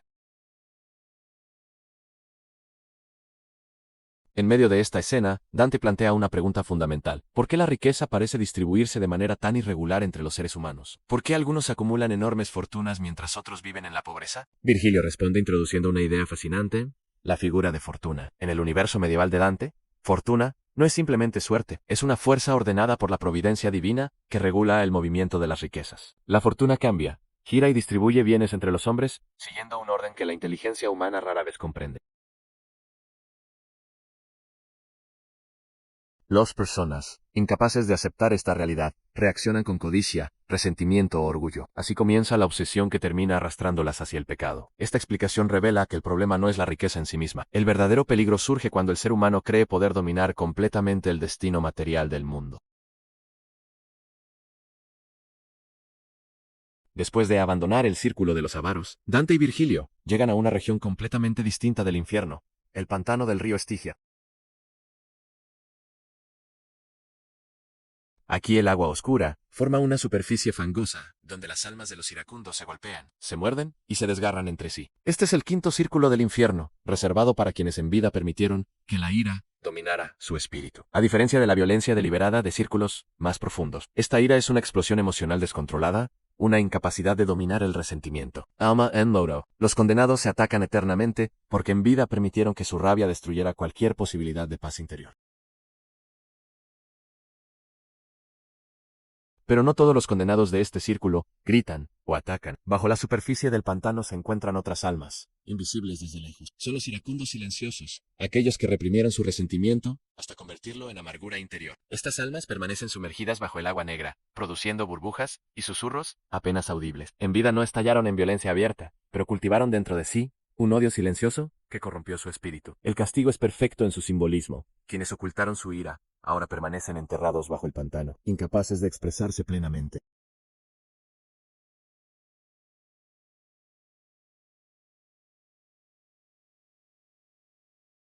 Navegando por las aguas estancadas del pantano del Estigia, la barca avanza pesadamente entre la niebla perpetua. De pronto Dante observa algo imponente que emerge de las sombras, elevándose en la distancia abismal. Es una ciudad enorme rodeada por murallas ardientes, que cortan la oscuridad con un resplandor infernal. Torres negras de hierro se alzan como agujas contra un cielo de ceniza, flanqueando puertas de dimensiones gigantescas. El fuego rojo ilumina la penumbra del infierno, revelando una arquitectura de pura desesperación y castigo. Bienvenidos a la ciudad de Dante. Ante ellos, la frontera del bajo infierno se manifiesta en todo su horror. A partir de este punto, el infierno cambiará de naturaleza. El viaje de Dante entra en una nueva fase. Los círculos anteriores castigaban pecados de incontinencia, nacidos de impulsos humanos y deseos descontrolados. Pero dentro de las murallas de Dante se ocultan transgresiones mucho más graves y sombrías que las anteriores. Aquí residen aquellos actos cometidos con plena conciencia, voluntad de hierro y una malicia absoluta. Es el reino de los violentos, los fraudulentos y los traidores, mentes que eligieron el mal sobre la luz. El descenso está a punto de entrar en una región donde el ambiente se vuelve denso, opresivo y calculador, donde el mal se vuelve más frío, más inteligente y por lo tanto mucho más peligroso para el alma humana. Virgilio guía a Dante hacia lo profundo, donde la malicia consciente reina sobre el abismo. La verdadera prueba del poeta apenas comienza tras las puertas de hierro de Dante. Dante y Virgilio llegan frente a las puertas de la ciudad. Pero algo inesperado ocurre. Demonios guardianes aparecen sobre las murallas y se niegan a permitirles el paso. Por primera vez en el viaje, la autoridad de Virgilio parece insuficiente. El guía intenta negociar, recordar el mandato superior que permite su travesía, pero los demonios rechazan sus palabras. Dante observa con inquietud. El viaje que parecía avanzar con orden comienza a mostrar resistencia real. Este momento introduce algo nuevo en la narración a la incertidumbre. Dante ve a su guía enfrentar un obstáculo que no puede resolver inmediatamente. La seguridad que Virgilio representaba comienza a mostrar límites. El poeta siente miedo. Por primera vez parece posible que el viaje no continúe, pero Virgilio le asegura que la ayuda llegará. El descenso al infierno no depende únicamente de su propia voluntad. Mientras esperan frente a las murallas ardientes de la ciudad de Dante, Dante comprende que el viaje no es una exploración pasiva, sino una prueba de fe y paciencia. El siguiente paso requiere una intervención superior. El infierno inferior está a punto de abrirse. Dante ha visto cómo el dinero esclaviza y la ira corrompe. Pero ahora se enfrenta a algo peor, una ciudad dedicada al pecado consciente. En el próximo episodio, las puertas de Dante se abrirán y descubriremos los círculos donde el mal nace de decisiones deliberadas para destruir al prójimo. Frente a las puertas cerradas de la ciudad de Dante comprende que ha llegado a una frontera decisiva dentro de la arquitectura moral del infierno. Hasta este punto, el viaje lo ha conducido por regiones donde dominaban los pecados nacidos del descontrol, del deseo, de la debilidad humana y de la falta de dominio interior. Pero detrás de esas murallas ardientes, comienza otra geografía del mal. Allí el pecado ya no será solamente impulso, será voluntad organizada, inteligencia desviada, elección consciente. La ciudad se levanta como una fortaleza gigantesca en medio de la oscuridad infernal. Sus torres parecen forjadas con hierro ennegrecido. Sus murallas arden con una luz rojiza que no ilumina, amenaza. Desde lejos, su silueta recuerda una ciudad terrenal, pero deformada hasta convertirse en símbolo del espíritu humano cuando se separa de la verdad. Dante no está observando únicamente una construcción del más allá, está contemplando la imagen monumental de la civilización corrompida. En la lógica del poema, esta transición es crucial. Si los círculos superiores mostraban cómo el hombre puede caer por pasión, o por debilidad L, a ciudad de Dait anuncia una caída mucho más grave, en la del ser humano que conoce, y aún así, elige el mal. Por eso la entrada se resiste. No se trata solo de seguir descendiendo. Se trata de atravesar un umbral moral. Los demonios que custodian las murallas rechazan el paso de los viajeros. Virgilio intenta hablar con ellos. Su figura mantiene la dignidad del sabio antiguo, mantiene la firmeza de quien ha guiado hasta ahora, con serenidad y autoridad. Pero esta vez sus palabras no bastan. La oposición demoníaca no cede ante la prudencia, ni ante la inteligencia, ni ante la nobleza del argumento. Dante presencia, entonces, una escena inquietante. La razón representada por Virgilio encuentra un límite. El guía no fracasa porque sea débil, sino porque Dante está entrando en un territorio donde la sola razón natural ya no alcanza. El mal consciente, organizado y endurecido, exige otra clase de ayuda. La angustia del poeta crece. Hasta ahora, Virgilio había sido garantía de avance, pero frente a Dait aparece la posibilidad de quedar detenidos, de no poder seguir, de no lograr atravesar el núcleo más oscuro del infierno. El viaje se vuelve más que contemplación antim, se vuelve prueba. Dante comienza a entender que la inteligencia humana, por elevada que sea, tiene fronteras. Puede reconocer el pecado, puede describirlo, pero hay regiones del mal en las que se necesita una fuerza superior. Mientras las puertas continúan cerradas, Dante y Virgilio permanecen junto al pantano del Estigia, bajo el resplandor rojizo que cae desde las murallas. La escena adquiere un tono casi suspendido, como si el tiempo mismo se hubiera detenido en el borde de un juicio mayor. Aquí el viaje no avanza por fuerza humana, solo puede avanzar por permiso. Dante siente el peso del miedo. No se trata únicamente del temor físico frente a los demonios o a la ciudad ardiente, es algo más profundo. El miedo a descubrir que el camino hacia la verdad puede incluir momentos en los que todo parece bloqueado, en los que la guía conocida ya no basta, y en los que el alma debe esperar sin comprender del todo. Este momento de espera tiene una dimensión espiritual enorme. En muchas obras medievales, la espera no es vacío, es preparación. Dante no solo está detenido frente a una puerta externa, está siendo preparado para cruzar una frontera interior. Lo que verá dentro de Dait exigirá una comprensión más severa de la justicia, del error y de la responsabilidad humana. El infierno, hasta ahora, había mostrado el caos de las pasiones. Muy pronto mostrará algo peor en el orden del mal. Entonces ocurre la irrupción decisiva. Desde lo alto, llega una figura investida de autoridad sobrenatural. No desciende con estruendo heroico, ni con violencia dramática. Su poder se manifiesta precisamente en la facilidad con la que atraviesa el caos infernal. Las aguas del Estigia se apartan. Los vapores oscuros no lo detienen. Los demonios retroceden. Se trata de un mensajero celestial. Su aparición resuelve en un instante lo que la razón no podía conquistar. Dante contempla con asombro una verdad central del poema. El mal puede resistir, intimidar y desafiar, pero no posee autoridad última. Frente a la voluntad divina, incluso la ciudad infernal debe abrirse. El mensajero toca o reprende las puertas, y éstas ceden. No hay gran batalla.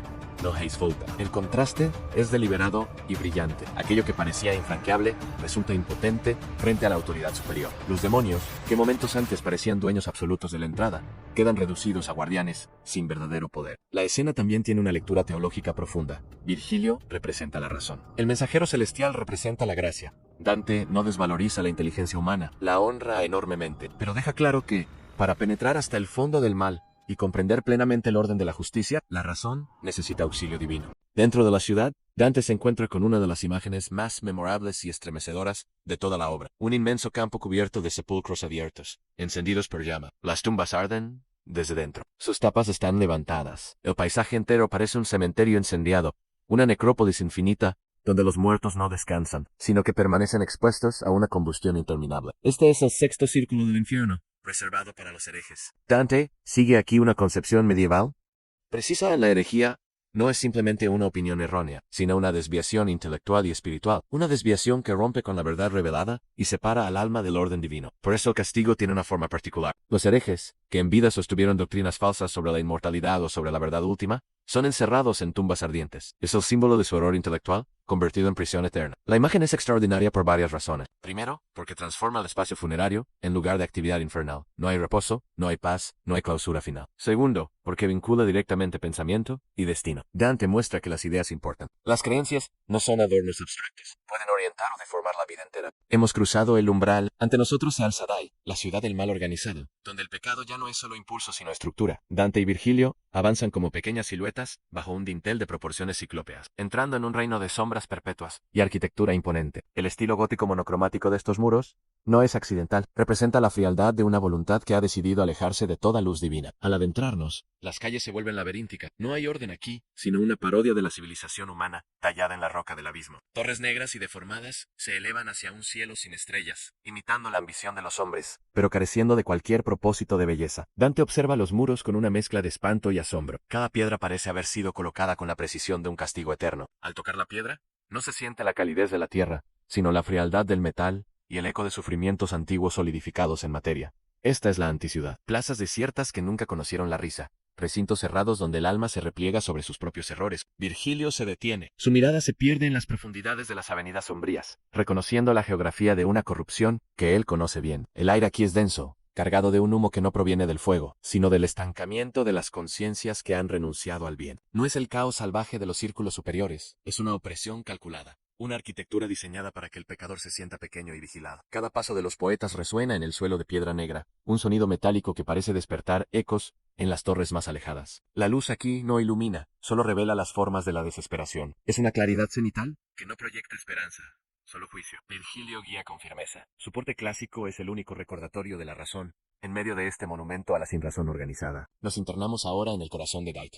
Las sombras se alargan, devorando el camino recorrido mientras la ciudad nos envuelve por completo. El viaje ha entrado en su fase más reveladora. Aquí, el alma se enfrenta no a sus instintos, sino a su propia conciencia deformada. Bienvenidos a las profundidades del infierno inferior. La verdadera prueba comienza ahora. En la tradición que Dante recoge, muchos herejes negaban la inmortalidad del alma, o reducían la existencia humana a la materia y al tiempo presente. En consecuencia, el castigo que reciben es de una ironía implacable. Aquellos que pensaron la muerte como final definitivo están encerrados para siempre en sepulcros que jamás clausuran nada. La tumba, lejos de ser final, se convierte en escenario perpetuo de conciencia y sufrimiento. De uno de estos sepulcros emerge una figura imponente. No se levanta como un espectro derrotado, sino como alguien que conserva la dignidad rígida de su carácter terrenal. Es Farinata degli Uberti, uno de los grandes líderes políticos de Florencia. En vida fue jefe de los Ghibellinos y protagonista central de las guerras civiles que marcaron la historia de la ciudad. En la tumba ardiente, su presencia conserva todavía una grandeza severa. La aparición de Farinata es uno de los momentos más poderosos del poema. Dante no reduce a sus condenados a caricaturas morales. Incluso en el castigo, algunos conservan rasgos de nobleza, inteligencia o grandeza trágica. Farinata es hereje, sí, pero también es un hombre monumental, casi escultórico, definido por la fuerza de su orgullo y de su visión política. La escena se vuelve aún más intensa porque el infierno vuelve a entrelazarse con la historia real de Florencia. Las guerras de facciones, el exilio, las derrotas y victorias de gibelinos y güelfos reaparecen en medio de la eternidad. Dante no separa política y destino espiritual. Lo que los hombres hicieron en sus ciudades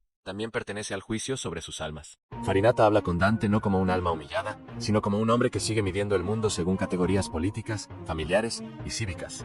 Pregunta por Florencia, evoca viejas rivalidades, defiende su memoria. Incluso en el infierno, su identidad está inseparablemente ligada a la historia de su ciudad y a la causa por la que luchó. Esta persistencia del orgullo es fundamental. Dante muestra que el pecado no desaparece mágicamente tras la muerte. El alma permanece configurada por aquello que amó, defendió, idolatró o rechazó en vida. Farinata sigue siendo Farinata majestuoso, rígido, altivo, incapaz de una verdadera humildad. El poeta, sin embargo, no lo retrata con simple desprecio.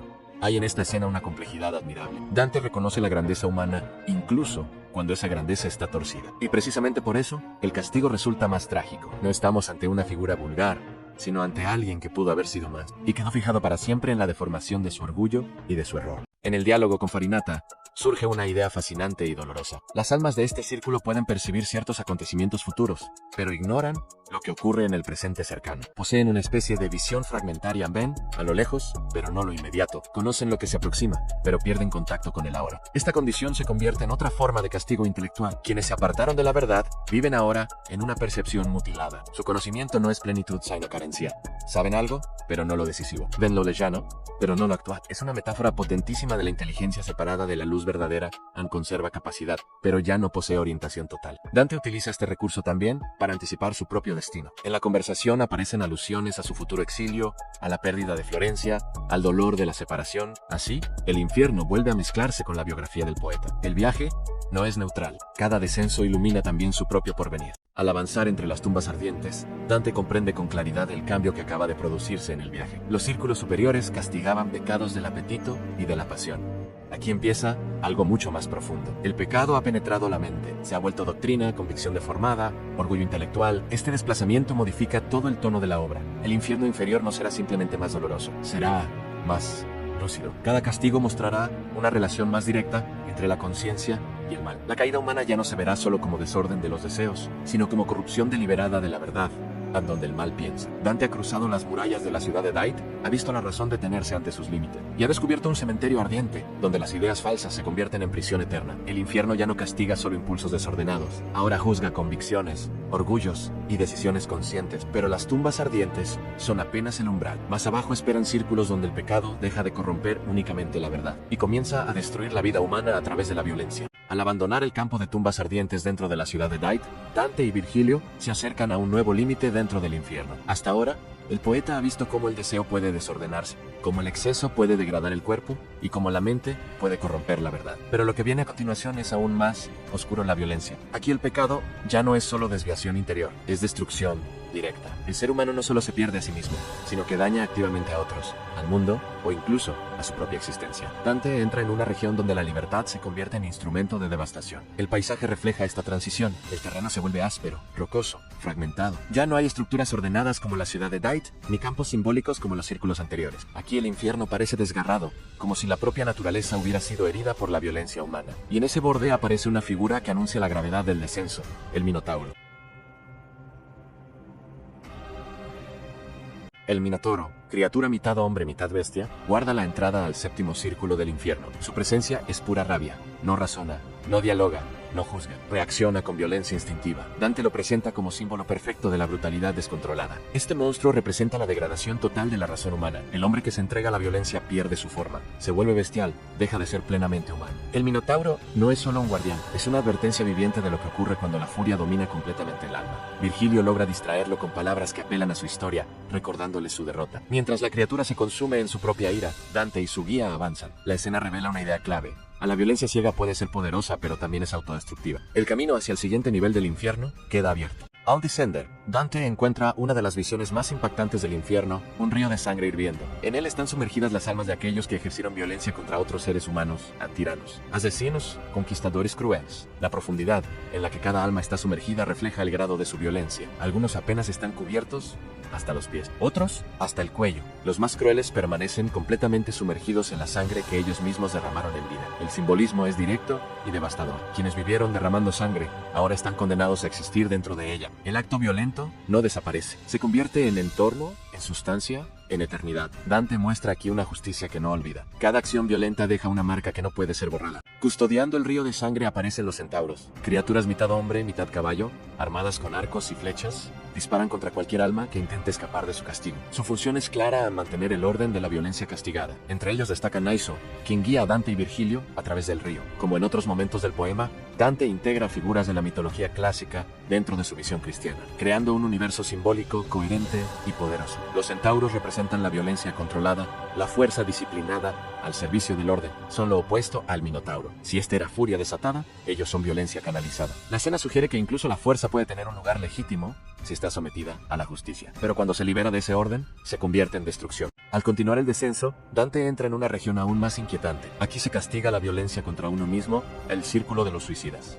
El paisaje cambia radicalmente. Ya no hay cuerpos humanos reconocibles. En su lugar aparece un bosque oscuro, retorcido, lleno de árboles deformes y lúgubres. Las ramas están secas, los troncos torcidos, el ambiente silencioso y opresivo, cargado de una tristeza antigua que emana de la tierra misma. Dante descubre que estas plantas no son simples árboles, son almas humanas transformadas, prisioneras para siempre en maderas nudosas y espinas afiladas. Aquellos que en vida rechazaron su propio cuerpo y negaron el don de la vida, han perdido ahora su forma humana por toda la eternidad. La imagen es estremecedora. El suicidio aparece aquí como una ruptura radical y violenta entre el alma y el cuerpo que una vez habitó. En las sombras del infierno, esa ruptura se vuelve permanente, un castigo eterno para quienes despreciaron el soplo divino de su propia existencia. Dante y Virgilio avanzan entre los lamentos silenciosos, testigos de la justicia divina en este rincón desolado del abismo infernal. Dante, sin saberlo, rompe una rama de uno de los árboles. Inmediatamente, el tronco comienza a sangrar y una voz surge del interior. El poeta queda horrorizado. Ha herido a un alma sin reconocer su naturaleza. El árbol habla y cuenta su historia. Fue un hombre que, llevado por la desesperación, decidió quitarse la vida. Ahora su existencia está atrapada en una forma vegetal, incapaz de moverse, de ver, de vivir como humano. El castigo tiene una lógica brutal. Quien rechazó su propio cuerpo ya no lo posee. Solo podrá recuperarlo en el juicio final, pero incluso entonces será arrastrado como una carga inútil porque lo rechazó en vida. Dante presenta aquí uno de los castigos más trágicos del infierno ante la pérdida de la identidad humana. En esta misma región, Dante observa otra forma de castigo. Algunas almas corren desesperadamente a través del bosque, perseguidas por perros salvajes que las despedazan una y otra vez. Son aquellos que destruyeron sus vidas y bienes de forma violenta, incapaces de controlar su propia existencia. La persecución representa su desorden interior, convertido en castigo. El infierno se revela nuevamente como un sistema perfecto de correspondencia. Cada pecado se transforma en una experiencia eterna que refleja su verdadera naturaleza. Dejamos atrás el bosque para entrar en una llanura de arena blanca y ardiente. Bajo un cielo oscuro, cae una lluvia eterna de copos de fuego sobre los condenados. Entre los condenados aparece una figura que permanece erguida. Desafiando el fuego que cae sobre él representa el orgullo absoluto, la negativa a someterse incluso frente al castigo eterno. Dante observa que algunos pecados no desaparecen ni siquiera ante la evidencia de la condena. El orgullo puede ser tan fuerte que persiste más allá de la razón, más allá del dolor, más allá de la eternidad. Este momento refuerza una idea central del poema. El infierno no cambia las almas, solo revela lo que realmente son. Al abandonar el séptimo círculo, Dante ha visto la violencia en todas sus formas contra otros, contra uno mismo, contra Dios y la naturaleza. Pero el infierno aún guarda algo peor. Hasta ahora, el mal ha sido brutal, directo, visible. Pero más abajo se encuentra una forma más peligrosa en el engaño. La inteligencia humana, cuando se pervierte, puede convertirse en la herramienta más destructiva de todas. Dante está a punto de entrar en el reino del fraude. Dante ha visto la violencia en su forma más cruda en sangre, destrucción, desesperación y orgullo, pero lo que viene será aún más inquietante. En el próximo episodio, el infierno revelará su nivel más peligroso antes del final, el fraude, donde la inteligencia humana se convierte en engaño, y la verdad en una víctima más. Después de atravesar la violencia en todas sus formas, Dante y Virgilio se aproximan a una región aún más profunda del infierno. El paisaje vuelve a transformarse. Ya no hay caos brutal ni furia descontrolada. En su lugar aparece una estructura compleja, ordenada, casi calculada. Es el octavo círculo del infierno, el reino del fraude. Aquí el pecado no nace del impulso ni de la debilidad, sino de la inteligencia utilizada para engañar. Dante entiende que ha llegado a un punto crítico en su viaje. Si la violencia destruye el cuerpo, el fraude destruye la confianza, el vínculo invisible que sostiene toda relación humana. El lugar recibe el nombre de Malvolio, una serie de fosas concéntricas, separadas por puentes de piedra en punto. Se halla una destinada a un tipo específico de engaño. La precisión del castigo refleja la naturaleza misma del fraude meticuloso, estructurado, deliberado. El infierno, en este nivel, se convierte en una arquitectura del engaño humano. En la primera fosa, Dante observa a las almas de los seductores y manipuladores. Son castigados caminando en filas opuestas, mientras demonios los azotan sin descanso. En vida, estas personas utilizaron su inteligencia y su palabra para influir en otros, no con verdad, sino con engaño. Sedujeron, convencieron, manipularon emociones para obtener beneficio propio. Ahora están condenados a un movimiento constante. Empujados y golpeados como ellos mismos, empujaron a otros hacia decisiones erróneas. El castigo refleja la naturaleza de su pecado. Nunca descansan, nunca deciden libremente. Son arrastrados por la misma fuerza que ejercieron sobre los demás. Dante muestra aquí que el engaño emocional, aunque parezca menos grave que la violencia física, puede ser igualmente destructivo. En la segunda fosa, el castigo adquiere una forma grotesca. Las almas de los aduladores están sumergidas en un río de sustancia viscosa. La imagen es deliberadamente desagradable. Dante no suaviza el simbolismo de la degradación absoluta. La adulación, el elogio falso, la palabra vacía utilizada para obtener favor o poder, se convierte aquí en materia degradante. Aquellos que llenaron el mundo con palabras falsas, ahora están rodeados por la sustancia que mejor representa su engaño. La escena revela una crítica profunda. El lenguaje, cuando se utiliza sin verdad, pierde su dignidad. Se convierte en algo sucio, inútil, incluso dañino. Dante eleva el valor de la palabra al mostrar las consecuencias de su corrupción. En la siguiente fosa, Dante encuentra a los corruptos, aquellos que utilizaron su posición pública para beneficio personal. Están sumergidos en una masa de aceite hirviendo, vigilados por demonios que los mantienen bajo la superficie. El simbolismo es claro: en vida actuaron en secreto, ocultando sus acciones bajo la apariencia de legalidad o poder. Ahora están ocultos bajo una sustancia oscura que quema constantemente. La corrupción aparece aquí como uno de los pecados más dañinos para la sociedad. No destruye de manera inmediata como la violencia, pero erosiona lentamente las estructuras que sostienen la justicia. Dante, profundamente afectado por la política de su tiempo, convierte esta escena en una denuncia poderosa. En otra fosa, las almas caminan lentamente cargando pesadas capas doradas. Desde el exterior, estas capas parecen hermosas, brillantes, dignas, pero por dentro están hechas de plomo, extremadamente pesadas. Son los hipócritas. En vida, mostraron una apariencia de virtud que ocultaba una realidad vacía o corrupta. Su castigo revela la verdad. A lo que parecía ligero era en realidad una carga insoportable. Dante expone aquí la falsedad moral.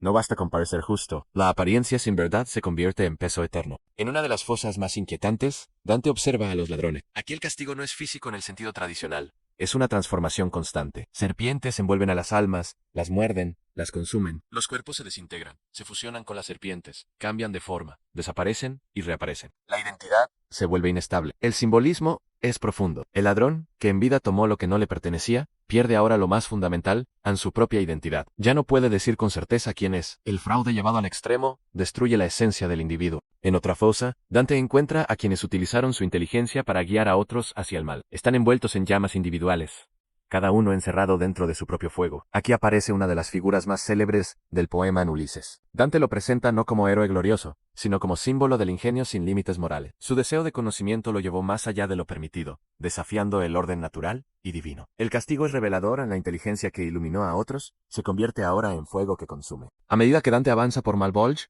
comprende algo esencial. El fraude es más peligroso que la violencia porque no siempre es visible. No destruye de inmediato, se infiltra, engaña, distorsiona la realidad. El daño del fraude puede extenderse mucho más allá de una acción concreta. Puede afectar generaciones, sistemas, comunidades enteras. Por eso su castigo es más profundo, más complejo, más detallado. Dante está mostrando que el mal más peligroso no siempre es el más evidente. Al final del octavo círculo, Dante se acerca al límite último del infierno. Ha visto cómo la inteligencia puede degradarse hasta convertirse en instrumento de engaño. Pero aún queda una forma de mal más grave, a la traición. Si el fraude destruye la confianza en general, la traición destruye el vínculo más sagrado, en aquel basado en la confianza absoluta. El viaje se aproxima a su punto más oscuro. Por primera vez en todo el descenso, el infierno parece volverse silencioso. No hay gritos masivos, ni caos, ni movimiento constante, solo una sensación de vacío, de frío, de ausencia. Dante no desciende hacia más fuego, desciende hacia el hielo. Dante ha recorrido el reino del fraude, donde la inteligencia humana se transforma en engaño y destruye la verdad desde dentro. Pero el infierno aún no ha mostrado su núcleo final. En el próximo episodio, Dante llegará al último círculo, donde no hay fuego, sino hielo, y donde el peor pecado de todos revelará el verdadero rostro del mal. Después de atravesar el complejo laberinto de Malbolge, Dante y Virgilio llegan al último umbral del infierno. Lo que encuentran rompe todas las expectativas construidas hasta ese momento. No hay fuego, no hay gritos desgarradores, no hay movimiento caótico. Hay silencio, un silencio denso, pesado, casi irreal. El aire parece inmóvil. La oscuridad ya no es solo ausencia de luz, sino ausencia de vida. Dante se asoma y descubre que el último círculo no está dominado por el calor, sino por el frío absoluto. El lago de Cosoto se extiende ante él, una vasta superficie congelada, donde las almas están atrapadas en el hielo. La elección de Dante es profundamente simbólica. El pecado más grave no arde, no es pasión, ni exceso, es ausencia de amor, es frialdad total. En la primera zona del lago, las almas están congeladas hasta el cuello, con la cabeza inclinada hacia abajo. Son los traidores a su propia familia, aquellos que rompieron el vínculo más íntimo en la sangre. Dante observa cómo estas figuras permanecen inmóviles, incapaces de levantar la mirada. El hielo no solo las aprisiona físicamente, sino que también simboliza la ruptura del calor humano más básico. La familia, en la visión medieval, representa el primer círculo de confianza. Traicionarla implica destruir el fundamento mismo de las relaciones humanas. El castigo refleja esa ruptura. No hay calor, no hay cercanía, no hay vida compartida, solo aislamiento congelado. Más adelante, Dante encuentra otra zona aún más severa. Aquí las almas están congeladas hasta el rostro, incapaces de mover incluso la cabeza. Son los traidores a su ciudad, a su patria, a la comunidad política que les dio identidad. Dante, profundamente marcado por los conflictos de Florencia, siente el peso de este pecado de forma personal. La traición política no es solo un acto individual, es una herida colectiva. El hielo aquí es más profundo, más rígido, más absoluto. Las almas no pueden siquiera expresar su dolor. Su voz ha sido silenciada por completo. El infierno muestra así que la traición destruye estructuras enteras de convivencia. En la siguiente región, Dante contempla una forma aún más oscura de traición. Aquí las almas están completamente cubiertas por el hielo, pero en posiciones deformadas. Algunas están torcidas, otras dobladas, como si hubieran sido congeladas en medio de una lucha interior. Son los traidores a sus huéspedes. En la cultura medieval, el huésped era sagrado. Acoger a alguien implicaba un pacto de protección. Romper ese pacto significaba traicionar la confianza en su forma más pura. El castigo es absoluto. Estas almas han perdido toda posibilidad de relación. Están completamente encerradas en el hielo, aisladas incluso de la mirada. El infierno se vuelve cada vez más silencioso, más inmóvil, más definitivo. Finalmente, Dante llega a la zona más profunda del lago de Cosato. Aquí están los traidores a sus benefactores, aquellos que traicionaron a quienes confiaron plenamente en ellos. Este es el nivel más bajo del infierno. El hielo es total. Las almas están completamente encerradas, invisibles, sin posibilidad de movimiento, de expresión, de identidad. El mensaje es claro: la traición absoluta destruye todo vínculo humano. No deja espacio para el arrepentimiento, para la comunicación, para la vida. Dante ha llegado al punto donde el pecado alcanza su máxima expresión. En medio de esta inmensidad helada, Dante distingue una forma gigantesca. Al principio parece una montaña, una estructura inmóvil en la distancia, pero poco a poco se revela como algo mucho más perturbador. Es una figura colosal, clavada en el hielo hasta la cintura. El aire se vuelve aún más frío, el silencio más profundo. El infierno ha guardado su imagen final para este momento. Dante está a punto de contemplar el centro absoluto del mal. La figura se revela completamente, es Lucifer. No es un rey triunfante, ni una criatura ardiente. Es un ser gigantesco, atrapado en el hielo, inmóvil, monstruoso. Tiene 3 rostros, cada uno deformado, cada uno expresando una forma distinta de sufrimiento. Sus alas enormes baten lentamente, pero no generan libertad, generan frío. El viento que producen mantiene congelado el lago entero. Lucifer no gobierna el infierno, está prisionero en el en donde presenta una de las ideas más poderosas de toda la obra. El mal absoluto no es poder supremo, es impotencia total, es la negación completa del bien, y por eso carece de verdadera fuerza creadora. En cada una de sus bocas, Lucifer mastica eternamente a 3 figuras. Son los mayores traidores de la historia según Dante. En la escena es brutal, pero profundamente simbólica. La traición máxima es castigada en el centro mismo del infierno, en la presencia del ser que representa la rebelión absoluta contra el orden divino. Aquí no hay palabras, no hay discursos, no hay reflexión, solo destrucción perpetua. El infierno ha revelado su núcleo. Al contemplar a Lucifer, Dante comprende algo fundamental. El mal no es una fuerza equivalente al bien. No es un poder creativo. Es ausencia, vacío, negación. Lucifer, que alguna vez fue el ser más cercano a la luz, se ha convertido en la figura más distante de ella. Su castigo no es gobernar, sino estar atrapado en su propia negación. El frío del infierno no es solo físico. Is spiritual. Es la ausencia total de amor. Dante ha llegado al punto más bajo posible. Pero el viaje no termina aquí. Virgilio guía a Dante hacia algo inesperado. En lugar de continuar descendiendo, comienzan a escalar el cuerpo de Lucifer. Lo que parecía al final se convierte en un punto de transición. Al cruzar el centro de la Tierra, la gravedad cambia. El descenso se transforma en ascenso. El infierno ha sido recorrido completamente. Ahora comienza el camino hacia la luz. Dante ha llegado al corazón del infierno, donde la traición se congela en el hielo eterno, y el mal revela su verdadera naturaleza en vacío, ausencia, negación. Pero el viaje no termina en la oscuridad. En el próximo episodio, Dante emergerá del infierno y comenzará el ascenso hacia la purificación, donde la esperanza, la redención y la luz volverán a aparecer. En el punto más profundo del infierno, donde todo parecía terminar, Dante experimenta algo inesperado. Mientras descienden por el cuerpo inmenso de Lucifer, Virgilio realiza un movimiento extraño, casi imperceptible. De pronto, sin aviso claro, el sentido del movimiento cambia. Lo que parecía descenso se convierte en ascenso. Dante no lo comprende de inmediato. El mundo parece invertirse y la gravedad cambia. La orientación se transforma. El centro del infierno no es solo el punto más bajo del universo moral, sino también el eje de una transición cósmica. Aquí, en este instante silencioso, Dante atraviesa el centro de la Tierra. Ha llegado al límite absoluto del mal y lo ha cruzado. El viaje ya no continúa hacia abajo, comienza a elevarse. Tras abandonar el cuerpo de Lucifer, Dante y Virgilio entran en un pasaje estrecho, oscuro y húmedo. Es un túnel natural, sin la grandiosidad de los círculos infernales, sin monstruos ni castigos visibles. Pero en su simplicidad se esconde un significado profundo. Por primera vez desde el inicio del viaje, el infierno no se presenta como espectáculo. No hay escenas dramáticas ni visiones aterradoras. Solo un camino silencioso que asciende lentamente. Dante siente el peso del cansancio, pero también algo nuevo. Una ligera sensación de esperanza. Después de haber visto el mal en todas sus formas, el alma comienza a percibir la posibilidad de salir. El túnel no es solo un camino físico, es una transición interior. A medida que avanzan, el ambiente comienza a transformarse. El aire se vuelve menos pesado. La oscuridad, aunque aún presente, pierde densidad. Dante percibe algo que había olvidado en ligereza. El infierno, con su peso moral y simbólico, empieza a quedar atrás. Este cambio no es abrupto, es gradual. Dante no pasa del horror a la felicidad de inmediato. El tránsito hacia la luz exige tiempo, esfuerzo y conciencia. El poeta comprende que salir del mal no es simplemente escapar, es un proceso de transformación. Cada paso hacia arriba implica dejar atrás no solo el lugar, sino también la comprensión limitada del mundo que ese lugar representaba. En la distancia, aparece algo que Dante no había visto desde el inicio del viaje en una luz natural. No es el fuego infernal ni el resplandor rojizo de la condena. Es una luz distinta, suave, real. El corazón del poeta reacciona de inmediato. La luz no solo ilumina el espacio, despierta algo interior. Después de haber contemplado la ausencia total de bien, Dante se encuentra frente a su opuesto en la posibilidad de una restauración. La luz no es solo un fenómeno físico, es un símbolo de verdad. El camino se vuelve más inclinado. Dante y Virgilio deben esforzarse para avanzar. Cada paso exige energía, voluntad, determinación. Este último tramo del ascenso simboliza una verdad central.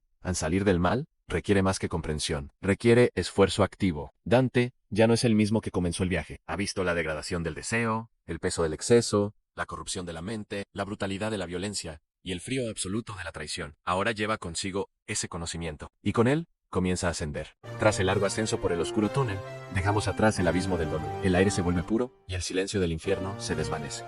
Respiro la paz de un mundo recuperado. Lejos queda el hielo eterno y la desesperación. Elevo mi mirada hacia la inmensidad del firmamento, donde el orden divino brilla en cada constelación. La esperanza renace bajo la luz de las esferas celestes. Y así salimos a ver, una vez más, las estrellas. Finalmente, Dante emerge del túnel. El cambio es total. El cielo se abre sobre él. El aire es claro. El silencio ya no es opresivo, sino sereno. Por primera vez desde el inicio del viaje, el mundo vuelve a mostrar su belleza. El poeta levanta la mirada y ve las estrellas. Este momento es uno de los más importantes de toda la Divina Comedia.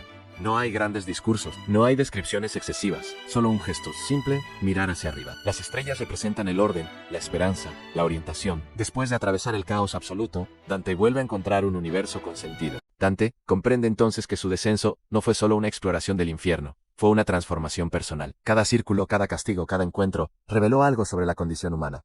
El infierno no es simplemente un lugar de condena, es un espejo de lo que el ser humano puede llegar a ser cuando pierde el rumbo. Pero también es una advertencia. El viaje ha mostrado que el mal tiene estructura, lógica, consecuencias. No es caos absoluto. Es desorden con sentido. Y precisamente por eso puede ser comprendido.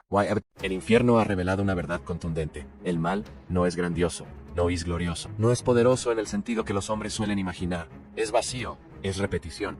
Desde la tormenta de los deseos hasta el hielo de la traición, Dante ha visto cómo cada pecado encierra al alma en sí misma, alejándola cada vez más de la vida, de la verdad y del amor. El mayor castigo no es el dolor físico, es la separación. El episodio concluye con una imagen simple, pero poderosa. Dante, de pie en la superficie del mundo, levanta la mirada hacia el cielo estrellado.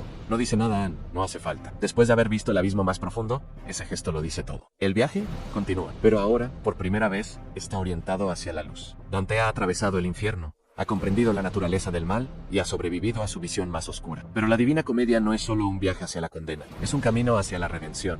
Porque después del infierno comienza algo aún más difícil, aprender a volver a la luz. Si te ha gustado este viaje por el infierno, suscríbete a nuestro canal de YouTube para acompañarnos en el ascenso por el purgatorio.